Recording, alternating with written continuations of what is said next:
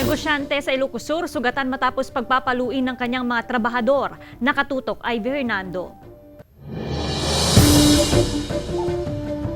Sugat sa ulo at mukha ang tinamo ng negosyanteng si Rodel Corpus, 35 anyos, matapos pagtulungang bugbugin ng dalawa niyang trabahador na kanyang nakainuman sa kanilang bahay sa Barangay Cabaritan, Santo Domingo, Ilocos Sur. Nagugat ang insidente matapos bawiin ni Corpus ang garong niya sa isa niyang trabahador na nauwi sa alitan.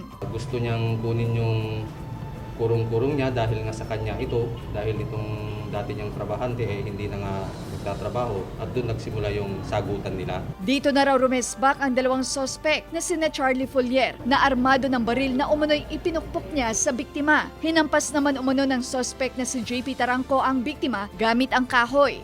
Uy, aja pag tumamin kasama. So nga, inagaw ko.